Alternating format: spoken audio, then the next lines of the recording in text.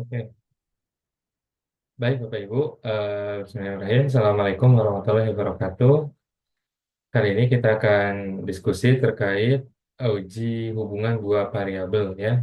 Namanya itu korelasi. Mungkin Bapak Ibu yang kemarin sedang ambil statistik, kita akan ulang sedikit dan yang belum ambil statistik mungkin ini menjadi refresh juga sih terkait materi yang mungkin bisa bermanfaat untuk skripsi nanti Bapak Ibu. Nah, baik. Pertama, kita sebenarnya ada dua materi, yaitu korelasi dan regresi, tetapi kayak sepertinya nanti saya akan coba potong saja satu-satu dulu, dan nanti apa namanya Bapak Ibu akan melakukan praktik sih lebih biar lebih cepat saja. Nah, eh, nah, ini bukan kelas statistik, jadi lebih fokus pada tutorial saja. Jadi saya hanya sedikit menjelaskan tentang korelasi dan regresi. Nah, Pak, ini merupakan apa namanya? Ada suatu variabel namanya mungkin berat badan, ada dari 5 data atau 5 orang, ditimbang 65, 45, 80, 50, 90. Dari data ini didapatkan rata-ratanya sebesar 66. Untuk mencari hubungan dua variabel, ini kan cuma satu variabel. Prosesnya sama dengan menghitung varians. Kalau untuk satu variabel itu namanya nanti varian. Kalau dua variabel nanti hubungannya bisa menggunakan namanya covariance. Nah, karena co itu ada dua ya, kalau varian berarti satu. Setelah menghitung min, lihat ada apa namanya kurva x dan y. Lihat garis putus-putusnya itu adalah min. Nah, setelah didapatkan min, harus dicari tahu berapa deviasinya atau penyimpangan data terhadap min, atau jarak data terhadap min, apakah di atas atau di bawah rata-rata. Misalkan rata-rata itu 66, berapa jarak si Dharma terhadap min? Berarti 90 dikurang 66 sama dengan 24 poin. Jadi Dharma ini jarak Dharma terhadap rata-rata sebesar 24 poin, dan seterusnya. Seperti yang saya tadi lakukan, bilang bahwa untuk melihat hubungan dua variabel atau lebih, itu bisa menggunakan namanya covariance. Covariance. Ingat, rumus varian itu adalah misalkan variabelnya namanya x, x min x bar dikuadratkan. Kalau kuadratkan berarti x min x bar dikali x min x bar juga, baru nanti dijumlahkan dibagi dengan n, itu adalah variance. Kalau covariance berarti dua variabel, variabel x dan variabel y, misalkan kayak gitu. Untuk mencari covarian, harus punya data terlebih dahulu. Misalkan variabel X dicari rata-ratanya, baru dicari deviasinya. Lalu variabel Y juga sama, nanti dikalikan. Deviasinya dikalikan, setiap datanya dikalikan. Kalikan, kalikan, kalikan, baru nanti dijumlahkan hasil perkaliannya. Baru nanti dibagi dengan N. Saya mungkin sedikit demonstrasi, tapi kalau tidak diikuti pun tidak ada masalah. Hanya ingin menunjukkan bahwa bagaimana sih untuk mencari kovarian atau hubungan dua variabel itu bisa didapatkan dari mana? Misalkan ada variabel X dan variabel Y. Variabel X misalkan ukuran sepatu, variabel Y misalkan kecerdasan. Kita ingin lihat apakah ada tidak hubungan antara ukuran sepatu dengan kecerdasan. Nah, pertama variabel X ada misalkan 415 orang. Variabel Y juga sama. Jadi masing-masing orang diukur nih, ukuran sepatunya berapa, kecerdasannya berapa, ukuran sepatunya berapa, kecerdasannya berapa. Kita hitung minnya dulu. Anggap saja saya sudah hitung min. Ini minnya kayak gini, tinggal average saja langsung. Minnya min X, min ukuran sepatu, dan min kecerdasan. Kita hitung deviasinya, jarak data nih, data yang var X ini, var X data dikurang dengan min. Hasilnya akan seperti ini, X deviasi. Begitupun juga dengan yang Y, akan memiliki 415 data deviasi. Oke, tadi di gimana ya? Cross product, dikalikan. Nih kalian, antara deviasi X dikali deviasi Y, antara deviasi dari ukuran sepatu dikali deviasi dari kecerdasan. Ini adalah cross product. Setelah didapatkan cross product pada masing-masing kasus atau responden, baru kita bisa mendapatkan sum of product. Jadi dijumlah ini 415 ke atas itu dijumlahkan atau ke bawah ya. Dari orang ke 1 sampai ke orang ke 415 itu dijumlahkan. Hasilnya adalah Ini penjumlahan dari cross product adalah sum of product. Sum of product. Lalu untuk menghitung varian gimana? Sum of product dibagi dengan N. N-nya berapa? 415. Berarti kovariannya berapa? 2,2867. Oke? Kurang lebih seperti itu Bapak Ibu untuk menghitung kovarian. Masalahnya, kovarian itu adalah hubungan dua variabel yang belum distandarkan unit pengukurannya. Dampaknya apa? Dampaknya adalah koefisien kovarian itu mulai dari minus tak hingga sampai plus tak hingga. Artinya sangat lebar sekali hasil yang didapatkan hubungan dua variabelnya. Dan itu tidak bisa kita perbandingkan dan akan sangat sulit untuk memaknai hal tersebut. Misalkan kayak gini. Misalkan eh, ingin mengukur tadi kecerdasan dengan ukuran sepatu. Ukuran sepatu kan satuannya itu sentimeter ya. Yang kecerdasan misalkan IQ. IQ dan kecer IQ dan ukuran sepatu itu kan beda kan unitnya. Ya, contoh lebih gampangnya mungkin Bapak Ibu kayak berat badan dan tinggi badan. Berat badan itu kilogram, berat badan kilogram, tinggi badan itu sentimeter. Dua hal itu kan sangat berbeda. Jadi bisa kita harus ketika ingin membandingkan, kita harus melakukan standarisasi hubungan dua hal tersebut. Caranya gimana? Kalau hubungan dua variabel yang standar menggunakan namanya korelasi.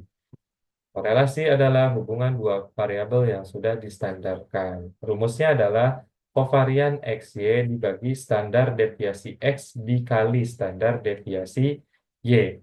Ya, ini kalau dipanjangin kayak gini ya Bapak Ibu ya. Mudahnya aja langsung aja kovarian XY dibagi standar deviasi X dikali standar deviasi Y.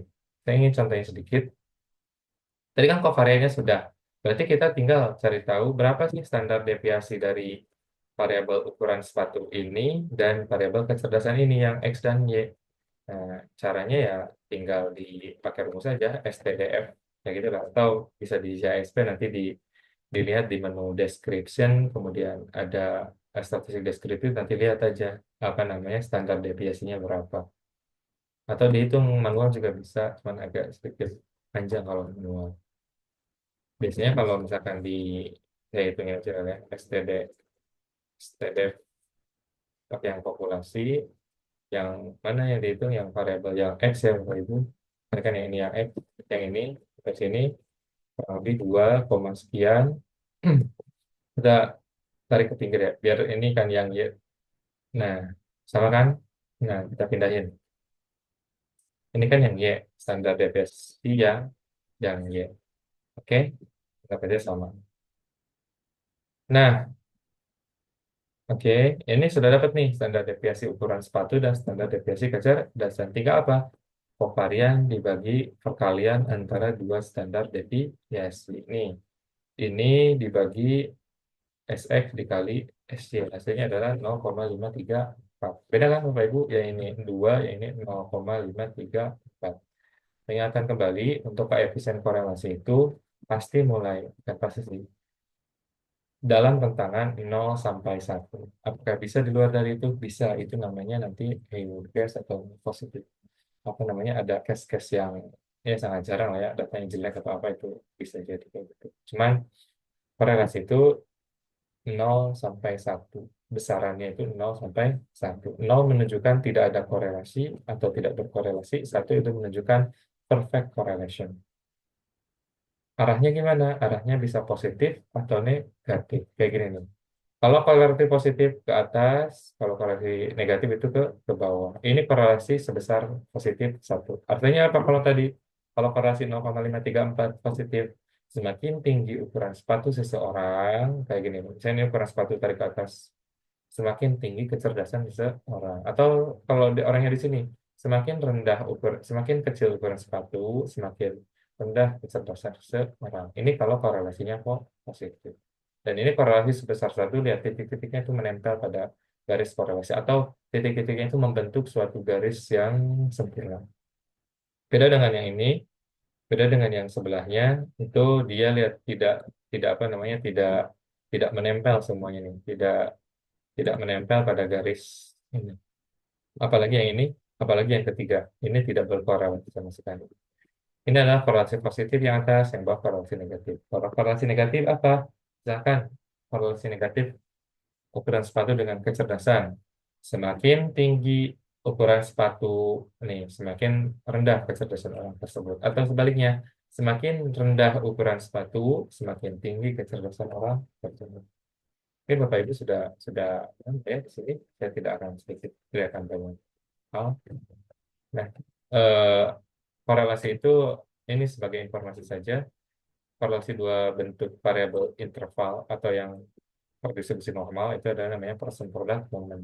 Kalau dua jenis variabel ordinal seperti tingkat pendidikan, level pekerjaan itu adalah nanti menggunakan Spearman rank dan Kendall Tau. Ini dari Shoemaker dan Lombard 2016. Ya udah, langsung saja Bapak Ibu. Ini apa namanya eh, kriteria dari korelasi ada strong correlation, moderate correlation dan eh, kalau nol, kalau zero correlation itu tidak berkorelasi. Kalau lebih dari nol tapi sampai 0,29 itu weak correlation atau korelasi yang lemah. Bisa gampang sih Bapak Ibu untuk ini lihat buka aja CSP-nya, eh, dibuka datanya, lihat datanya yang mana ya. Saya coba buka. Data saya ada di sini mungkin ya. Saya coba data yang lain yang perlu. Nanti lihat langsung ke double regression, correlation, lihat variabelnya yang mana. Ada tiga nih kalau punya saya, motivasi, kecerdasan, dan prestasi variabel. Ini percent product moment. Kemudian lihat scatter plotnya sudah. Ya tahu Ibu, ini adalah korelasi dua dua variabel yang interval nih lihat. Interval itu cirinya di sini berupa garis. Kalau ordinal cirinya berupa apa namanya tangga-tangga seperti itu ya. Lihat berapa korelasi antara prestasi dan motivasi sebesar 0,77. Berapa korelasi antara kecerdasan dan motivasi 0,780 dan seterusnya. Itu dilaporkan. Tinggi atau rendah korelasinya? Tinggi, di atas 0,70. Lihat, sedikit banyak yang menempel pada garis atau berkumpul pada garis yang membentuk suatu garis persamaan. Ini apa? Signifikansi. Ketika nilai signifikansinya di bawah 0,05, maka itu adalah signifikan. Artinya korelasi antara prestasi dan motivasi sebesar 0,77 dan signifikan karena 0,001 itu di bawah 0,05. Artinya signifikan. Udah Bapak Ibu, bisa dilaporkan. Jadi misalkan redaksinya itu adalah terdapat hubungan antara motivasi belajar dan prestasi akademik sebesar 0,777. Positif, artinya semakin tinggi motivasi seseorang, semakin tinggi prestasi belajar. Dan korelasi ini memiliki signifikansi 0,001. Artinya signifikan karena di bawah 0,05. Kurang lebih seperti itu untuk korelasi, Bapak Ibu. Eh, untuk regresi, saya akan jelaskan nanti di pertemuan selanjutnya ketika nanti bertemu.